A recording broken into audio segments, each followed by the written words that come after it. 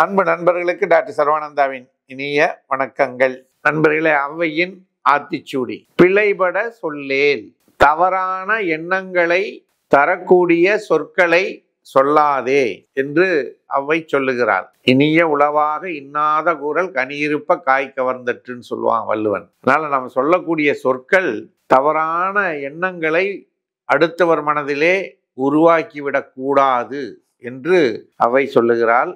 இன்னைக்கு பார்க்கக்கூடிய சப்ஜெக்ட் என்னன்னா, dropsy in external and internal parts of the body. அதாவது உடல் வீக்கம், அதப்பு, நீர்க்கோர்வை என்று இதற்கு அர்த்தம். அதாவது உடலில் சுரக்கக்கூடிய நீரானது அதிகபட்சமாக சுரந்து உடலினுடைய பகுதிகளை வீக்கமடைய செய்வது, உப்புனது போல காட்சி அளிக்கும். இது எதனால ஏற்படுகிறது அப்படின்னு சொன்னீங்கன்னா, பூச்சிக்கடிகள், பாக்டீரியாக்கள் இன்ஃபெக்ஷன்ஸ், இதனால இந்த உடல் வீக்கம் இது வரும். அனிமியா, ரத்தம் சோகை ரொம்ப குறைஞ்சி போச்சுன்னா வரும்.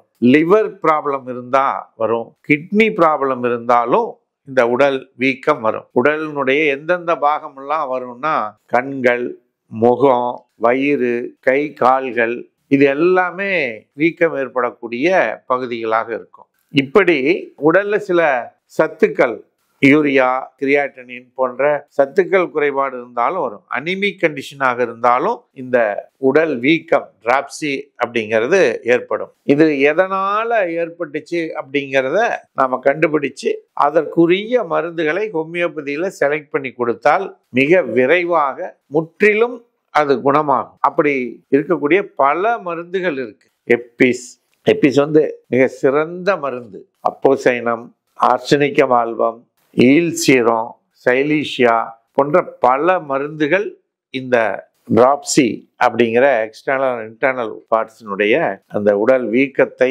தணிக்கக்கூடிய, தீர்க்கக்கூடிய சக்தி படைத்த மருந்துகளாக இருக்கிறது. நான் சொன்னது ஒரு 4 தான், ஆனால் இது ஒரு 40 மருந்துகள் இருக்கு. அதனால் நீங்கள் இது போன்ற பிரச்சனைகள் உங்களுக்கு ஏற்பட்டுச்சுன்னா உடனடியாக ஹோமியோபதி மருத்துவரை அணுகி இதற்கான தீர்வை பெற வேண்டி கேட்டு, இது போன்ற செய்திகள் உங்களை வந்து சேர்வதற்கு சர்வம் யூடியூப் சேனலை மறவாமல் சப்ஸ்கிரைப் செய்யுங்கள் என்று கேட்டு வாய்ப்புக்கு நன்றி கூறி விடைபெறுகின்றோம். நன்றி, வணக்கம்.